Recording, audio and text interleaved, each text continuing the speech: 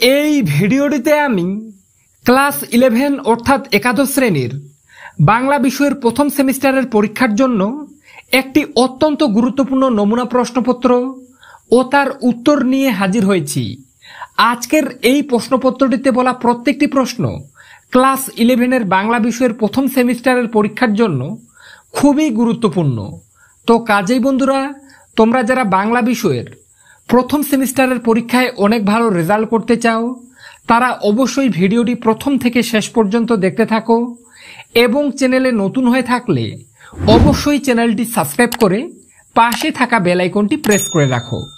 বারবার বলছি, তোমরা যারা অনেক ভালো রেজাল্ট করতে চাও তারা ভিডিওটি শেষ পর্যন্ত দেখো, কেননা প্রত্যেকটি প্রশ্ন প্রথম সেমিস্টারের বাংলা পরীক্ষার জন্য খুবই গুরুত্বপূর্ণ।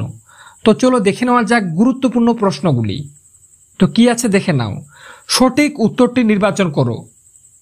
তোমরা প্রত্যেকে জানো প্রথম সেমিস্টারের বাংলা পরীক্ষায় তোমাদের 40টি এমসিকিউ প্রশ্নের উত্তর করতে হবে। প্রত্যেকটি প্রশ্নের মান 1 করে, টোটাল 40 নম্বর। আর এই 40টি এমসিকিউ প্রশ্নের উত্তর করতে তোমাদের সময় দেওয়া থাকবে 1 ঘন্টা 30 মিনিট। তো চলো দেখে নেওয়া যাক একের দাগের প্রশ্নতে কি বলা হয়েছে। গয়া বুড়ির কাছ থেকে খেন্তি কোন মাছ এনেছিল? তো এর উত্তর হয়ে যাবে কয়ের দাগের অপশনটি, অর্থাৎ চিংড়ি মাছ। এরপরে 2 দাগে কি আছে? লেজ ঝোলা পাখিটার গায়ের রং ছিল। তো এর উত্তর হয়ে যাবে ঘয়ের দাগের অপশনটি, অর্থাৎ হলুদ। 3, খেন্তির বিবাহ সম্পন্ন হয়। উত্তর হয়ে যাবে গয়ের দাগের অপশনটি, বৈশাখ মাসের প্রথমে। 4 দাগে জঞ্জাল প্রাণপণে তুলিয়া আনিয়াছে, জঙ্গালের মধ্যে ছিল ড্যাশ। তো এর উত্তর হয়ে যাবে গয়ের দাগের অপশনটি, অর্থাৎ পুঁই শাক। এরপরে দেখে নেব 5 দাগে কি আছে। কালিময়ে সহায় হরির মেহের সঙ্গে কার ছেলের বিয়ে ঠিক করেছিল? তো এর উত্তর হয়ে যাবে ঘয়ের দাগের অপশনটি, অর্থাৎ শ্রীমন্ত মজুমদারের ছেলের সঙ্গে কিন্তু বিয়ে ঠিক করেছিল। এরপরে 6 দাগে খেন্তির বাবা যে মেটে আলু নিয়ে এসেছিল তার ওজন। তো এর উত্তর হয়ে যাবে গয়ের দাগের অপশনটি, অর্থাৎ 15-16 সের। এরপরে 7 দাগে কি আছে? গহনাগুলো অসুস্থ অবস্থাতে গা থেকে খুলে নিয়ে কোন অসুখ হয়েছিল? তো এর উত্তর হয়ে যাবে গয়ের দাগের অপশনটি, অর্থাৎ বসন্ত। এরপরে 8 দাগে কি আছে? প্রথম পিঠেখানা পুটি দিতে গিয়েছিল ড্যাশ।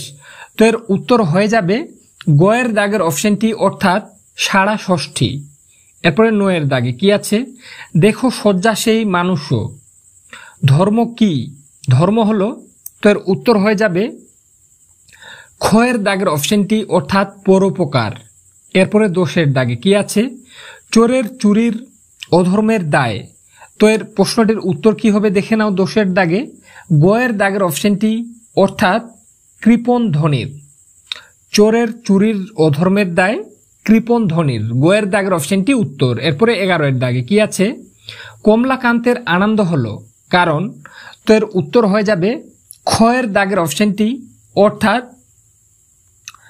ধনী ও ক্ষয়ের দাগের অপশনটি উত্তর হলে হয়ে যাবে পতিত আত্মা ধর্মপথে এলো।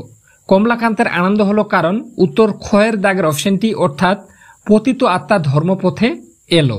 এরপরে 12 দাগে মনুষ্য জাতির রোগ কি? উত্তর হয়ে যাবে কয়ের দাগের অপশনটি, অর্থাৎ তেলা মাথায় তেল দেওয়া। এরপরে 13 দাগের প্রশ্ন, যে বিচারক চোরকে সাজা দেবেন তার আগে তিনি কি করবেন? তো এর উত্তর হয়ে যাবে গয়ের দাগের অপশনটি, অর্থাৎ 3 দিন উপবাস করবেন। এরপরে 14 দাগে কি আছে দেখে নাও। বিদ্যার সাগর বিখ্যাত। তো এর উত্তর হয়ে যাবে গয়ের দাগের অপশনটি, অর্থাৎ ভারতে। এরপর দেখে নেব 15 দাগে কিন্তু ভাগ্য বলে পেয়ে সে মহাপর্বতে। এখানে মহাপর্বত হলো উত্তর ক্ষয়ের দাগের অপশনটি, অর্থাৎ বিদ্যাসাগর। এরপরে দেখে নেব 16 দাগে নিশায় সুশান্ত নিদ্রা দূর করে। তো এর উত্তর হয়ে যাবে কয়ের দাগের অপশনটি, অর্থাৎ ক্লান্তি। 17 দাগে ত্রিপিটক হলো। আশা রাখি এই প্রশ্নটির উত্তর তোমরা প্রত্যেকে জানো। তো এই প্রশ্নটির উত্তর কি হবে তোমরা অবশ্যই আমাকে কমেন্ট সেকশনে কমেন্ট করে জানাতে ভুলবে না। আমি প্রত্যেকে জানি তোমরা এই প্রশ্নটির উত্তর করতে পারবে। ত্রিপিটক কোন মানে ধর্মের ধর্মগ্রন্থের নাম তোমরা অবশ্যই কমেন্ট সেকশনে কমেন্ট করে জানাবে। এরপরে 18 এর দাগে পথে ফুটে তাজা ফুল। তাজা ফুল কিসের প্রতীক? তো এর উত্তর হয়ে যাবে কয়ের দাগের অপশনটি, অর্থাৎ সকল ধর্মের প্রতীক। এরপরে 19 এর দাগে কোথায় এসে সকল রাজমুকুট লুটিয়ে পড়ে? তো এই প্রশ্নটির উত্তর হয়ে যাবে কয়ের দাগের অপশনটি, অর্থাৎ হৃদয়ে।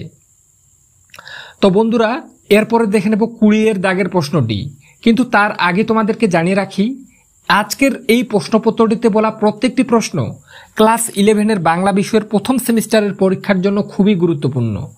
তাই তোমরা চাইলে এই প্রশ্নগুলি ভালোভাবে খাতায় নোট করে পড়ে ফেলতে পারো।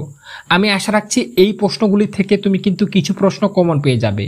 এবং বন্ধুরা, তোমরা যারা মনে করছো যে ক্লাস 11-এর প্রথম সেমিস্টারের পরীক্ষায় অনেক ভালো রেজাল্ট করবে, তারা অবশ্যই চ্যানেলটি সাবস্ক্রাইব করে পাশে থাকা বেল আইকনটি প্রেস করে রাখো।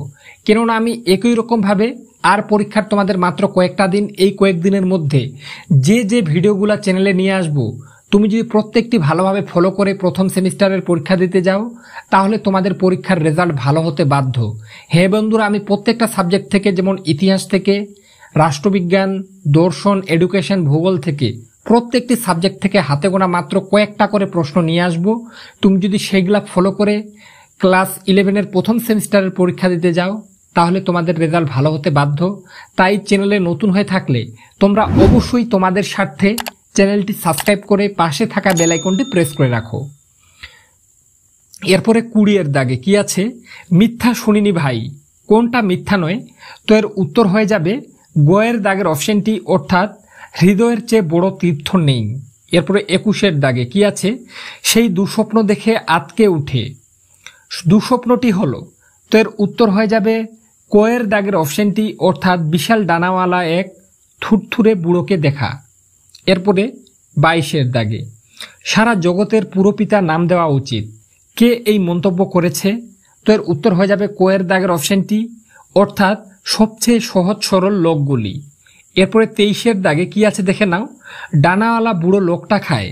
উত্তর কয়ের দাগের অপশনটি, অর্থাৎ বেগুন ভর্তা। এরপরে দেখে নেব 24 এর দাগে গান যখন যুদ্ধের অস্ত্র হয়ে ওঠে তখন ওরা কাকে ভয় পায়? তো এর উত্তর হয়ে যাবে ঘয়ের দাগের অপশনটি, অর্থাৎ কবিকে। এরপরে 25 এর দাগে ফাঁসির মঞ্চ কি রাখবার জন্য মাটিতে মিলিয়ে যাচ্ছে? উত্তর হয়ে যাবে গয়ের দাগের অপশনটি, অর্থাৎ ভারসাম্য। এরপরে 26 এর দাগে পৃথিবীর বিভিন্ন ভাষা বংশগুলির মধ্যে বৃহত্তম হল। তো এর উত্তর হয়ে যাবে ক্ষয়ের দাগের অপশনটি, অর্থাৎ ইন্দো ইউরোপীয় ভাষা বংশ। এরপরে 27 এর দাগে পাণিনি রচিত ব্যাকরণ বইটির নাম হলো, কয়ের দাগের অপশনটি হয়ে যাবে উত্তর অষ্টাধ্যায়ী। এরপরে দেখে নেব 28 এর দাগে বাংলা ভাষার উদ্ভব। তো এর উত্তর হয়ে যাবে ক্ষয়ের দাগের অপশনটি, অর্থাৎ মাগধী অপভ্রংশ থেকে। এরপরে 29 এর দাগে প্রাচীন ভারতীয় আর্য ভাষার নমুনা হলো। তো এর উত্তর হয়ে যাবে কয়ের দাগের অপশনটি, অর্থাৎ ঋগ্বেদ। এরপরে 30 এর দাগে ভারতের প্রাচীনতম ভাষাগোষ্ঠী।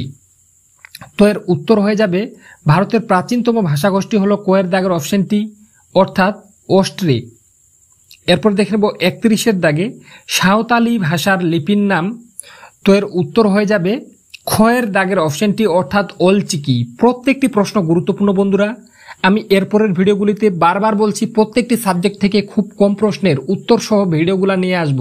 তাই তোমরা যারা কোনো কারণে সেই ভিডিওগুলি মিস করতে চাও না, সেগুলি ফলো করে ক্লাস 11-এর প্রথম সেমিস্টারের পরীক্ষায় অনেক ভালো রেজাল্ট করতে চাও, তারা অবশ্যই চ্যানেলটি সাবস্ক্রাইব করে পাশে থাকা বেল আইকনটি প্রেস করে রাখো। কেননা বারবার বলছি, আমি প্রতি বছর পরীক্ষার আগের সময়টাতে যদি একদিন আগেও যে সাজেশনগুলো দেওয়া হয়, সেখান থেকেই কিন্তু বেশিরভাগ প্রশ্ন কমন আসে। সেজন্যই বলছি, এবারের ক্ষেত্রেও তোমরা যারা ক্লাস 11-এর প্রথম সেমিস্টারের পরীক্ষায় ভালো রেজাল্ট করতে চাও বন্ধুরা, তারা অবশ্যই চ্যানেলটি সাবস্ক্রাইব করে পাশে থাকা বেল আইকনটি প্রেস করে রাখো, যাতে গুরুত্বপূর্ণ ভিডিওগুলি সবার আগে তোমার কাছে পৌঁছে যায় আর সেগুলি ফলো করে তুমি অনেক ভালো রেজাল্ট করতে পারো। এরপর দেখে নেব 32 এর দাগে কি আছে? ভারতের প্রচলিত দ্রাবিড় ভাষা বংশের একটি ভাষা। তো এর উত্তর হয়ে যাবে ক্ষয়ের দাগের অপশনটি, অর্থাৎ ভারতের প্রচলিত দ্রাবিড় ভাষা বংশের একটি ভাষা হলো, উত্তর হয়ে যাবে ক্ষয়ের দাগের অপশনটি, অর্থাৎ তেলুগু। এরপর দেখে নেব 33-এর দাগে অভিশ্রুতির যে উপভাষার বৈশিষ্ট্য সেটি হলো, তো এর উত্তর হয়ে যাবে ক এর দাগের অপশনটি অর্থাৎ রাঢ়ী। এরপরে দেখে নেব 34-এর দাগে বাংলা উপভাষার যে রূপটি মান্য চলিত ভাষা বা আদর্শ উপভাষা হিসেবে স্বীকৃত তা হলো, তো এর উত্তর হয়ে যাবে ক এর দাগের অপশনটি অর্থাৎ রাঢ়ী। এরপরে দেখে নেব 35-এর দাগে সাধু ভাষা কথাটি প্রথম ব্যবহার করেছিলেন, তো এর উত্তর হয়ে যাবে খ এর দাগের অপশনটি অর্থাৎ রাজা রামমোহন রায়। এরপরে দেখে নেব 36-এর দাগে কি আছে দেখে নাও, বাংলা সাহিত্যের প্রাচীনতম নিদর্শন হলো, তো এর উত্তর হয়ে যাবে বাংলা ভাষার প্রাচীনতম নিদর্শন উত্তর চর্যাপদ অর্থাৎ ক এর দাগের অপশনটি হয়ে যাবে উত্তর। এরপর 37-এর দাগে সন্ধ্যা ভাষা বলতে কি বোঝো, উত্তর হয়ে যাবে খ এর দাগের অপশনটি অর্থাৎ আধেক স্পষ্ট আধেক অস্পষ্ট।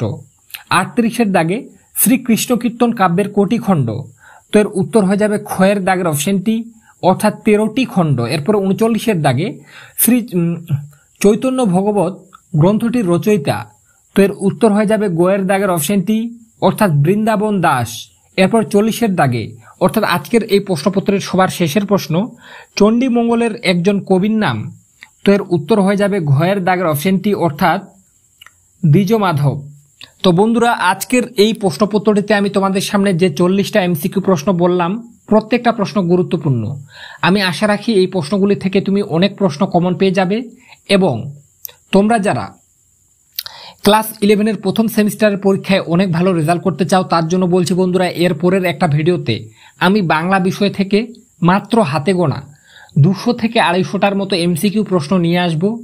সেই ভিডিওটা যাতে তোমরা সবার আগে পেয়ে যাও তার জন্য তোমরা অবশ্যই চ্যানেলটি সাবস্ক্রাইব করে রাখো। আমি আশা রাখছি ওই ভিডিওটি থেকে তুমি অনেক প্রশ্ন কমন পেয়ে যাবে।